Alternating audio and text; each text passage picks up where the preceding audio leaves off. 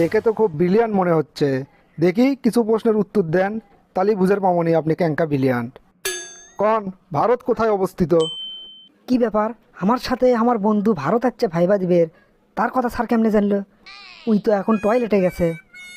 Sir, Bharat এখন টয়লেটে অবস্থিত।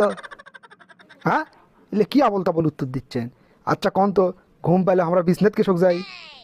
এটা তো খুব সহজ স্যার, বিজনেস আমাদের কাছে আসে না, এজন্য আমরা বিজনেস যাই। বাহ, ফাইন। আচ্ছা কন তো, পৃথিবীর আকার কেমন? পৃথিবীর আকার হচ্ছে স্যার গোলাকার। খুব ভালো। আচ্ছা, পৃথিবীর আকার যে গোলাকার সেটা আপনি প্রমাণ করে দেখান। স্যার শোনেন, ক্লাস 5-এর পরীক্ষাতে একবার আসছিল পৃথিবীর আকার কেমন, তা আমি লেখছিল পৃথিবীর আকার 4 কোনা, স্যার কেটে দিল। তারপর ক্লাস 8-এর পরীক্ষায় আবার ওই প্রশ্ন আসছিল, তখন আমি লিখছি পৃথিবীর আকার ত্রিভুজ আকার, তখনও স্যার কেটে দিছিল। ক্লাস 9-এর পরীক্ষায় আবার ওই প্রশ্ন আসছিল, তখন আমি লিখছিলাম পৃথিবীর আকার চ্যাপ্টা, সে উত্তরে স্যার কেটে দিল। তারপর ইন্টারে পড়ার সময় আবার ওই প্রশ্ন এলো, তখন আমি লিখছিলাম পৃথিবীর আকার আয়তাকার অথবা বর্গাকার, স্যার সেটাও কেটে দিল। এখন আপনিই কন, গোলাকার ছাড়া আর কোনোটা কি বাদ থাকলো? তাহলে তো পৃথিবীর আকার গোলাকারই। বা পুরে, পৃথিবীর আকার নিয়ে তো আপনি বিশাল গবেষণা করছেন দেখিচ্ছি। সে ডুব দিল কিন্তু উঠলো না, এটার ইংরেজি কন? সে ডুব দিল কিন্তু উঠলো না, স্যার এদের তো ইংরেজি কভার পাবো না, তবে আরবি কভার পারবো। ইন্টারেস্টিং তো, আজকালকার চ্যাংরা ম্যাংরা ইংলিশে পাকা, আর আপনি করছেন আরবিতে কবেন? আচ্ছা দেখি কন তো। স্যার ইন্না লিল্লাহি ওয়া ইন্না ইলাইহি রাজিউন। ধর, এটা তো বহুত পুরাতন কৌতুক, নতুন কিছু কন। এমন একটা জায়গার নাম কন যেটা পুরুষ বানাছে কিন্তু যাবার পায় না। প্রশ্নটা তো খুব জটিল, তবে আমার কাছে উত্তর নাই, ইনকা কোনো প্রশ্ন নাই। এটা হবে sir ladies toilet. Ladies toilet পুরুষেরা ঠিকই বানায়, কিন্তু পরবর্তীতে আর কোনো দিন যাবার পায় না। বেশ ফাইন, বেশ ফাইন। আচ্ছা কন তো, বিবিসি এর পূর্ণরূপ কি? বিবিসি তো স্যার আমার বন্ধু বল্টুগের কোম্পানির নাম। হ্যাঁ, কি কন? বিবিসি বল্টুকের কোম্পানির নাম?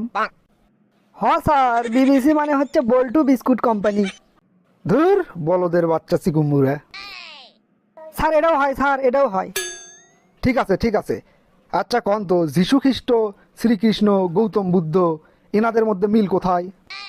স্যার এনাদের মধ্যে মিল হচ্ছে এনারা সবাই বিখ্যাত লোক, আর সবচেয়ে বড় মিল হচ্ছে সগলি ছুটির দিনে জন্ম লেছে। হ্যাঁ, এটাই তো আগের মধ্যে সবচেয়ে বড় মিল। আচ্ছা, ইতিহাস থেকে একটা প্রশ্ন ধরি, আকবরের জীবনকাল কত?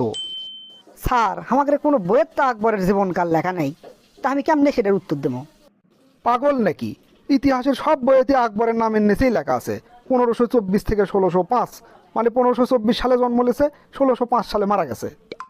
কি কন স্যার, এটা আকবরের জীবনকাল? আমি তো ভাবছি এটা আকবরের মোবাইল নাম্বার। শালা তো ভালো বিটলে দেখিচ্ছি রে। ঠিক আছে, ঠিক আছে, এবার বিজ্ঞান থেকে একটা প্রশ্নের উত্তর দেন। কোন তো, ফল পড়লে উপর দিকে না যায় নিচ দিকে পড়ে কৃষক? স্যার এটা নিয়ে তো বহুত কাহিনী হয়ে গেছে, নিউটন পর্যন্ত এটা নিয়ে গবেষণা করছে। তবে স্যার এটা নিয়ে আমারও গবেষণা আছে। হ, আপনি তো দেখিচ্ছি বিরাট গবেষক, তা আপনার গবেষণার ফলটা কি সেটা কোন?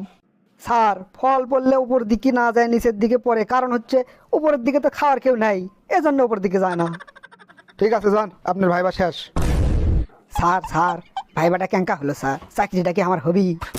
আপনি তো সেই ভাইবা দিলেন, বগুড়ার আড্ডার দর্শকেরাই কোক দেখি চাকরি আপনার হবি কিনা। দর্শক মন্ডলী, কোন তো, এ লোক কি চাকরি দেবো নাকি দেবো না?